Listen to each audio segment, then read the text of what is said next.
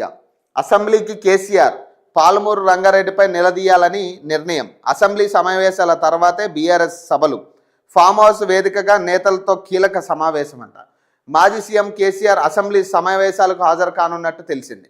శుక్రవారం ఎర్రవల్లి ఫామ్ హౌస్లో పార్టీ కీలక నేతలతో పాటు పాలమూరు, రంగారెడ్డి, నల్గొండ జిల్లాలకు చెందిన నేతలతో సమావేశమయ్యారు. ఈ సందర్భంగా పలు కీలక విషయాలపై ఆయన చర్చించినట్టు తెలిసింది. నదీ జలాల విషయంలో కేంద్ర రాష్ట్ర ప్రభుత్వాల తీరును ఎండగట్టాలని నిర్ణయం తీసుకున్నట్టు సమాచారం అంట. సో ఇక్కడ చాలా కీలకం కాబోయే విషయం ఏంటంటే కేసీఆర్ వచ్చిన ఏ విషయాల మీద ఎక్కువ శాతం ఫోకస్ చేస్తారనేది కూడా. ఎందుకంటే టైం చాలా తక్కువ ఉంటుంది. సో ప్రతిపక్ష నాయకుడికి సరిపడా టైం ఇవ్వాల్సి ఉంటుంది ఖచ్చితంగా. కానీ ఉన్న టైంలో ఆయన ఈ జలాల మీదే ఫోకస్ చేస్తాడా, ఈ నదులు జలాల మీదే ఫోకస్ చేస్తాడా, లేకపోతే ఇంకా ఇప్పుడు రైతాంగం సమస్యలు చాలా ఉన్నాయి, యూరియా సమస్యలు ఉన్నాయి, కొత్త యాప్ని తీసుకొచ్చి దాన్ని డెవలప్ చేసే ప్రాసెస్లో ఇప్పుడు కాంగ్రెస్ ప్రభుత్వం ఉంది. మరి వీటి మీద ఏమన్నా మాట్లాడతాడా? నిరుద్యోగ సమస్య ఉంది, ఉద్యోగాల విషయంలో ఇప్పటికీ క్లారిటీ లేని అంశాలు నడుస్తూ ఉన్నాయి. గ్రూప్ 1 గ్రూప్ 2 ఇప్పుడు కోర్టులో కేసులు ఉన్నాయి, దాని మీద ఇంకా సరైన పిటిషన్ దాని మీద సరైన తీర్పు రావట్లేదు. సో పిటిషన్లు దీని మీద కొంత విద్యార్థులు కూడా ఆందోళన చెందే పరిస్థితి ఉంది. ఆల్రెడీ నియమితులైన వాళ్ళకేమో ఇంకా పదోన్నతులు జరిగే పరిస్థితి లేదు, ఉద్యోగాలు కూడా వాళ్ళు సీట్లో కూర్చున్న పరిస్థితి కూడా లేదు. మరి ఇన్ని డౌట్స్ ఉన్నాయి. రాష్ట్రంలో మహిళలకు సంబంధించిన విషయాలు కూడా చాలా ఉన్నాయి, చాలా పెండింగ్స్ ఉన్నాయి. ఆరు గ్యారెంటీల అంశంలో కూడా చాలా పెండింగ్స్ ఉన్నాయి. గతంలో కేసీఆర్ అమలు చేసే చాలా వాటికి ఇప్పుడు అమల్లో లేని పరిస్థితులు ఉన్నాయి. మరి ఈ ప్రజా సమస్యల మీద ఫోకస్ చేసి మాట్లాడతాడు అసెంబ్లీలో, లేదంటే కేవలం ఈ నదీ జలాల మీద మాట్లాడతారా అనేది చాలా కీలకం కాబోతా ఉంది. సో ఇప్పుడు ఒకవేళ నిజంగా కేసీఆర్ వస్తే ఇప్పుడు ఆయన చెప్తున్నట్టుగా నదీ జలాల మీదే మాత్రమే మాట్లాడితే మాత్రం ఇక ప్రజలు కొంత అసహనానికి గురయ్యే పరిస్థితి ఉంటుంది. ఎందుకంటే 2 ఏళ్ల తర్వాత ఒక మాజీ ముఖ్యమంత్రి, అలాగే ప్రతిపక్ష నాయకుడు, ప్రధాన ప్రతిపక్ష హోదాలో ఉన్న వ్యక్తి 2 సంవత్సరాల తర్వాత బయటకు వచ్చినప్పుడు ఖచ్చితంగా అందరికీ ఒక ఆశ ఉంటుంది. ఇక అన్ని సమస్యల మీద అవుట్ సోర్సింగ్ ఉద్యోగుల సమస్యలు ఉన్నాయి, నర్సింగ్ చేసే వాళ్ళకి జీతాలు లేని పరిస్థితి, గురుకులంలో పోస్టులు ఇచ్చి మళ్ళీ కట్ చేసిన పరిస్థితి, అవి కూడా పెండింగ్లో ఉన్నాయి కేసులు. రిటైర్డ్ ఉద్యోగులకి సంబంధించి పింఛన్లతో పాటు బెనిఫిట్స్ కూడా ఆపిన పరిస్థితి. ఆ పైసలు ఏమైనాయో చెప్పట్లేదు. వాళ్ళు కూడా రోజుకి ఒకళ్ళు మరణించే పరిస్థితులు ఉన్నాయి ఈరోజు. ఇట్లా చాలా అంశాలు ఉన్నాయి. మరి వీటన్నిటినీ కూడా చాలా కీలకమైన అంశాలు ఉన్నాయి. మరి వీటన్నిటి మీద కూడా ప్రతిపక్ష నాయకుడు మాట్లాడతారని ఎదురు చూస్తూ ఉన్నారు ప్రజలు.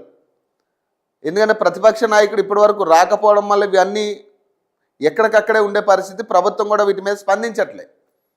సో ఇప్పుడు ఒకవేళ అసెంబ్లీకి కనుక కేసీఆర్ వస్తే మరి వీటన్నిటి మీద మాట్లాడతారా, కేవలం నదీ జలాల మీదే మాట్లాడైనా పక్కకు తప్పుకుంటారా అనేది చూడాలి. ఎందుకంటే ఉప ఎన్నికలు పరంపర ఒకటి ఉంది, మళ్ళీ జిహెచ్ఎంసీ వార్డుల విభజన ఉంది, పునరుద్ధీకరణ అని చెప్పేసి వాళ్ళు చెప్తా ఉన్నారు. 3 కీలక కార్పొరేషన్లు ఏర్పాటు చేస్తున్నామంటున్నారు. 4th సిటీగా 4వ కార్పొరేషన్గా 4th సిటీ అంటున్నారు. మరి ఇలాంటి కీలక అంశాలు చాలా ఉన్నాయి. హిల్ట్ భూముల గురించి కూడా పెద్ద ఎత్తున చర్చ జరుగుతూ ఉంది. సో వీటన్నిటి గురించి కూడా మాట్లాడాలి కేసీఆర్. ఇప్పుడు మాట్లాడతారా లేదా అనేది ఇప్పుడు ఈ అసెంబ్లీ సెషన్లో మరి ఆయన మాట్లాడే దాన్ని బట్టి, ఆయనకి ఇచ్చిన టైం బట్టి కూడా ఆధారపడి ఉంటుంది. మరి ఆయనకి ఇచ్చిన టైంలో మరి కీలక అంశాలు ఏం తీసుకుంటున్నారు అనేది కూడా ఇప్పుడు పెద్ద ఎత్తున చర్చ జరుగుతూ ఉంది దీని మీద. మాజీ సీఎం బీఆర్ఎస్ అధినేత కేసీఆర్ ఈ నెల 29 నుంచి ప్రారంభం కానున్న అసెంబ్లీ సమావేశాలకు హాజరు కానున్నట్లు సమాచారం. శుక్రవారం ఎర్రవల్లి ఫామ్ హౌస్ వేదికగా పార్టీ ముఖ్య నాయకులతో నిర్వహించిన కీలక భేటీలో ఆయన భవిష్యత్ కార్యాచరణను ఖరారు చేసినట్టు తెలుస్తుంది. ఈ సమావేశంలో కేసీఆర్ కీలక నిర్ణయాలు తీసుకున్నారని తెలిసింది. ముఖ్యంగా పాలమూరు రంగారెడ్డి ప్రాజెక్టు విషయంలో కేంద్ర రాష్ట్ర ప్రభుత్వాలు ద్రోహం చేస్తున్నాయని, ఆ 2 ప్రభుత్వాలను ఎండగట్టాలనే ప్రధాన లక్ష్యంగా అసెంబ్లీకి హాజరు కావాలని డిసైడ్ అయినట్లు సమాచారం.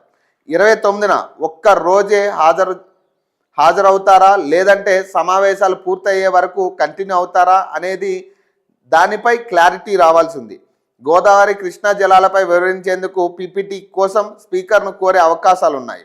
ఈ సమావేశాన్ని పార్టీకి చెందిన కీలక నేతలతో పాటు పాలమూరు రంగారెడ్డి, నల్గొండ జిల్లాకు చెందిన నేతలు హాజరయ్యారు. అనంతరం అసెంబ్లీలో పార్టీ సభ్యులు వ్యవహరించాల్సిన తీరుపై దిశానిర్దేశం చేశారు. ఈ నెల 29 నుంచి అసెంబ్లీ సమావేశాలు ప్రారంభం కానున్న నేపథ్యంలో ఆ సమావేశాల్లోనే కేంద్ర రాష్ట్ర ప్రభుత్వాల ద్రోహాన్ని ఎండగట్టాలని కేసీఆర్ నిర్ణయం తీసుకున్నారని తెలిసింది. అందులో భాగంగా శుక్రవారం జరిగిన సమావేశంలో కార్యాచరణ తీసుకున్నట్లు సమాచారం. తెలంగాణ కోసం బీఆర్ఎస్ పార్టీ తప్పితే ఏ పార్టీలు పోరాడవని గులాబీ నాయకులతో అభిప్రాయపడినట్లు తెలిసింది. తెలంగాణ రాష్ట్రాన్ని తెచ్చిన పార్టీగా, రాష్ట్ర ప్రధాన ప్రతిపక్ష పార్టీగా రాష్ట్ర భవిష్యత్తును కాపాడుకోవాల్సిన బాధ్యత పార్టీపై ఉన్నదని చెప్పినట్లు సమాచారం అంట. ఈ విషయం ఇప్పుడు కొత్తగా చెప్పుడు కాదు, నువ్వు 2 సంవత్సరాల కిందట చెప్పాల్సిన విషయం ఇది. ఇప్పుడు ఆల్రెడీ చాలా టైం అయిపోయింది. 2 సంవత్సరాలు తెలంగాణ నాశనం అయింది, రాష్ట్రం మొత్తం నాశనం అయింది. ఏ సమస్య మీద కూడా కనీసం ఒక కొలిక్కి వచ్చినట్టుగా ఏ రోజు లేదు. కబ్జాలు అన్నీ ఎక్కడికక్కడ విచ్చలవిడితనం పెరిగిపోయింది. మరి 2 సంవత్సరాలు ఇప్పుడు నువ్వు అంటున్నావు తెలంగాణ రాష్ట్రం కోసం ఏ పార్టీ కొట్లాడదు, గులాబీ పార్టీయే కొట్లాడాలన్నప్పుడు 2 సంవత్సరాల నుంచి ఏం చేసినట్టు? మీ నాయకత్వం కనపడితే కాదు కదా. ప్రధాన ప్రతిపక్ష హోదా నీకు ఇచ్చినప్పుడు ప్రజలు ఇచ్చారు, మీకు ఇచ్చిన పదవి కూడా ప్రజలు ఇచ్చిన పదవి మీకు. ఇంత పెద్ద ఇష్యూలు జరుగుతున్నప్పుడు ఏనాడు బయటికి రాకుండా ఈరోజు అసెంబ్లీకి వచ్చి ఏదో పాలమూరు రంగారెడ్డి ప్రాజెక్టు గురించి మాత్రమే మాట్లాడి వెళ్ళేటట్టయితే కేసీఆర్ వచ్చినా ఒకటే, రాకపోయినా ఒకటే. ఆ పీపీటీ ప్రజెంటేషన్ హరీష్ రావు ఇస్తారు, ఆ పీపీటీ ప్రజెంటేషన్ కేటీఆర్ ఇస్తాడు, జగదీశ్వర్ రెడ్డి ఇస్తాడు, అందరూ ఇస్తారు. కేవలం కేసీఆర్ ఆ ప్రధాన ప్రాజెక్టు గురించి మాట్లాడడానికి మాత్రమైతే అసలు రావాల్సిన అవసరమే లేదు. వచ్చి కూడా ఎవరికి ఉపయోగం కూడా ఉండదుగా. మీరు రావాల్సింది ప్రధాన ప్రతిపక్ష నాయకుడిగా ఉన్న సమస్యల మీద. ఏ సమస్య, ఇప్పుడు హిల్ట్ భూముల గురించి జరుగుతున్న సమస్యలు కావచ్చు, చాలా అంశాలు ఉన్నాయి, నిరుద్యోగ అంశం కావచ్చు, చాలా అంశాలు, ఇట్లాంటి అంశాలు చాలా ఉన్నాయి. వీటి గురించి మాట్లాడాలి, వీటి గురించి కంక్లూజన్ ఇవ్వగలగాలి.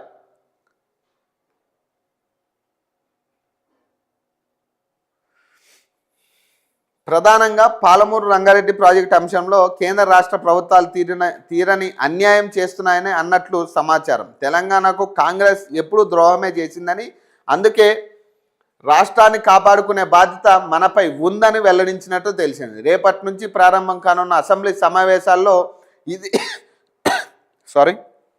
ఇదే అంశాన్ని అస్త్రంగా ఎంచుకోవాలని పార్టీ నేతలు దిశానిర్దేశం చేసినట్లు సమాచారం. అసెంబ్లీ సాక్షిగా కేంద్ర రాష్ట్ర ప్రభుత్వాల వైఖరిని ఎండగట్టాలని పిలుపునిచ్చారు. ఆ 2 ప్రభుత్వాలు చేస్తున్న ద్రోహాన్ని అసెంబ్లీ వేదికగానే ఎండగడదామని సూచించినట్లు తెలిసింది. రాష్ట్రంలో సమస్యలు ఎక్కడెక్కడ ఉండిపోయాయని, ముఖ్యంగా పాలమూరు రంగారెడ్డి విషయంలో 3 ఉమ్మడి జిల్లాలకు అన్యాయం జరగబోతుందని కేసీఆర్ ఆందోళన వ్యక్తం చేసినట్లు సమాచారం. అందుకే ఈ 3 ఉమ్మడి జిల్లాల్లోనూ భారీ బహిరంగ సభలు నిర్వహించాలని నిర్ణయం తీసుకున్నట్లు తెలిసింది. ఇదంతా కాదు కానీ నాగార్జున సాగర్ మీద గత ప్రభుత్వం ఉన్నప్పుడే అనుకుంటా, నాగార్జున సాగర్ జలాల మీద ఒక ఊరిని దాదాపు ఒక 10 ఊళ్ళని ఖాళీ చేయించి వాళ్ళకి ఇప్పటికీ కూడా కనీసం నష్టపరిహారం లేని పరిస్థితి. హరీష్ రావు కానీ కేసీఆర్ కానీ ఆ ఊర్లో కనపడితే కొట్టేటట్టున్నారు. ముందు వాటికి కంక్లూజన్ అయ్యింది మీరు. అసలు మనం ద్రోహం స్టార్ట్ చేసిందే మన దగ్గర నుంచి. ఇప్పుడు అక్కడ ఇక్కడ కాదు, ఇప్పుడు నాగార్జున సాగర్ డ్యాముకి సంబంధించి ఏదైతే ఊర్లు ఖాళీ చేయించి ఒక చోటకు తరలించారో ఇప్పటికీ వాళ్ళకి నష్టపరిహారం రాలే. ఇప్పటికీ వాళ్ళు ఎటు పోవాలో తెలియని పరిస్థితిలో ఉన్నారు. ఆ గ్రామంలో కేసీఆర్ పేరు ఎత్తితే కొట్టేటట్టున్నారు వాళ్ళు. అట్లాంటి చోటకు పోండి మీరు. ఫస్ట్ అక్కడికి పోయి తప్పైందని క్షమించండి అని చెప్పి వాళ్ళ కాళ్ళు పట్టుకుని ఆ తర్వాత మిగతా ఏదైనా మీరు కొట్లాడాలి జలాల గురించి. ఇక్కడ స్టార్ట్ చేసిందే కేసీఆర్ కదా ఫస్ట్.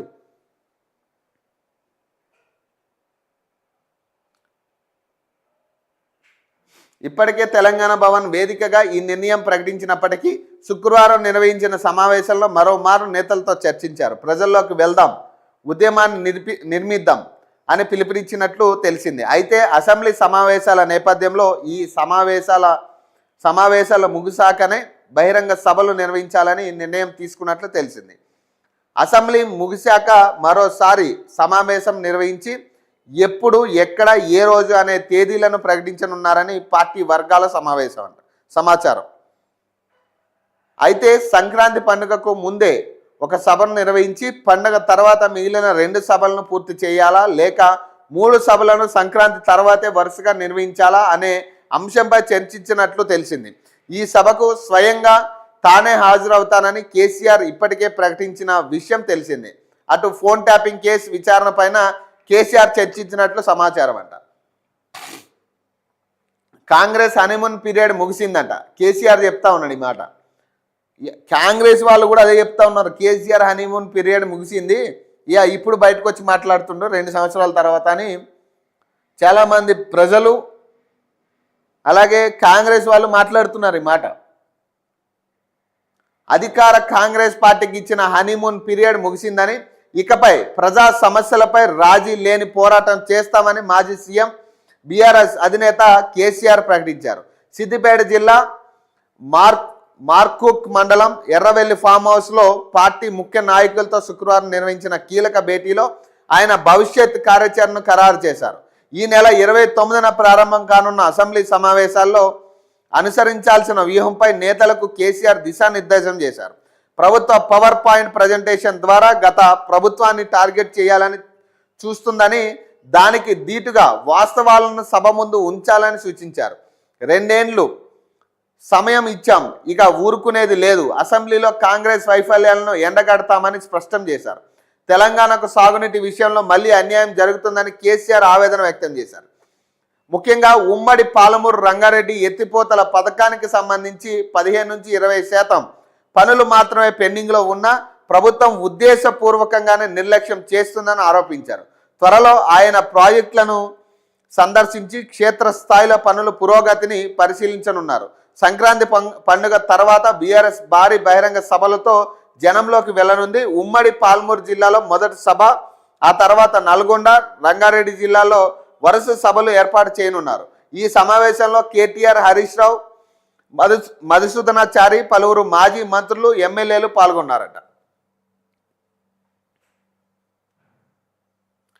మేము చెప్పేది అదే. ఇప్పుడు కేసీఆర్ అసెంబ్లీకి రావద్దని ఎవరు అనరు.